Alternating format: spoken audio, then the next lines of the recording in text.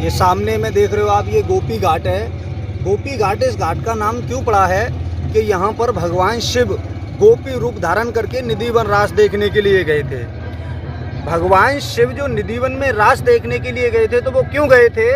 क्योंकि निधिवन के अंदर में 16,108 गोपियों के साथ में भगवान श्री कृष्ण रास करते थे। उस रास की ध्वनि तीनों लोकों में गूंजती थी। उस रास को देखने के लिए स्वयं देवी देवताओं की वृंदावन में भीड़ लगी रहती थी। ऐसे ही भगवान शिव कैलाश पर्वत को छोड़ के एक दिन श्री धाम वृंदावन आए कि चल के हम भी भगवान श्री कृष्ण का रास देखने के लिए चलते हैं। परंतु उनको यहाँ के नियम के बारे में नहीं पता था, क्योंकि निधिवन में अंदर प्रवेश करने का एक नियम था। वो क्या था कि केवल गोपी लोग ही अंदर प्रवेश करती थी और कोई अन्य यानी पुरुष रूप कोई अंदर प्रवेश नहीं करता था।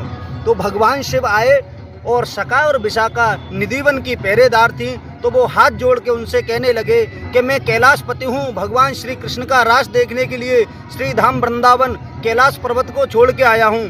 तो गोपियाँ कहने लगी कि प्रभु आप कहीं के भी पति हों, जो ब्रज का पति है वो केवल कन्हैया है, यहाँ और कोई पति नहीं बन सकता है। यदि आप इतने विशेष होते तो भगवान श्री कृष्ण आपके आने की जानकारी हमको यहाँ पर देते, तो हम आपका रास्ता नहीं रोकते।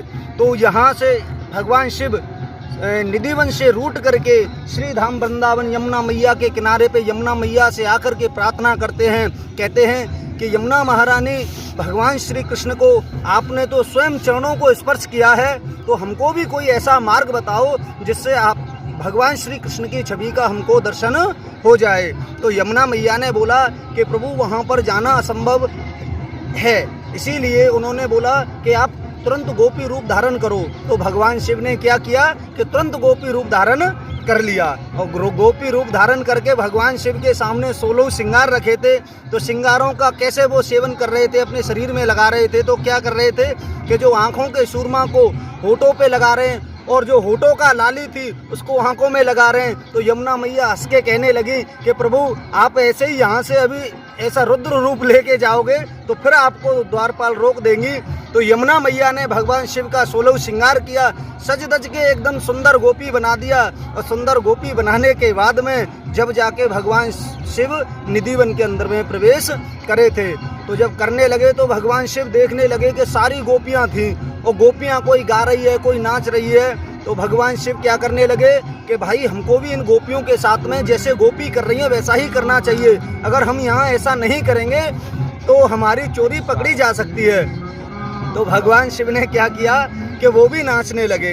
भगवान श्री कृष्ण की जो बांसुरी थी उसकी एक ही खासियत थी, वो क्या थी कि जो कोई भगवान श्री कृष्ण की बांसुरी को सुनता था वो सुध बुध अपनी भूल जाया करता था। तो ऐसा ही भगवान शिव के साथ में हुआ। जब उन्होंने भगवान श्री कृष्ण की बांसुरी सुनी तो वो भी सारी सुध बुध भूल गए। और सुध बुध भूल गए तो वो क्या करने लगे कि सारी गोपियों के साथ में नाचते नाचते वो तांडव करने लगे। तो जो सारी गोपियां भगवान शिव के साथ में जो नाच रही थी, तो वो क्या कि सारी बाजू हट गई। और बाजू हटने के बाद में भगवान शिव को ही देखने लगी सारी गोपियां कि ये कौन विचित्र गोपी आ गई है जो किसी भी स्त्री जैसा डांस नहीं कर रही। करके भगवान शिव की चोरी पकड़ी गई।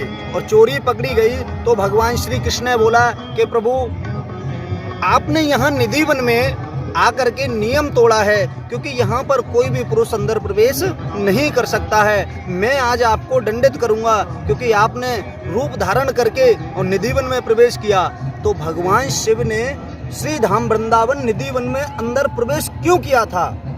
क्योंकि भगवान श्री कृष्ण की छवि को देखने के लिए, बाल रूप की छवि को देखने के लिए भगवान शिव ने निधिवन में अंदर प्रवेश किया था।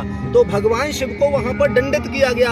तो उनको क्या दंड दिया गया कि उनको अर्धनारेश्वर जी का रूप दिया गया था, यानी आधा नर और आधा नारी का जभी से भगवान शिव का अर्धनारेश्वर जी का रूप कहलाता है। इसी के साथ में श्री राधे राधे।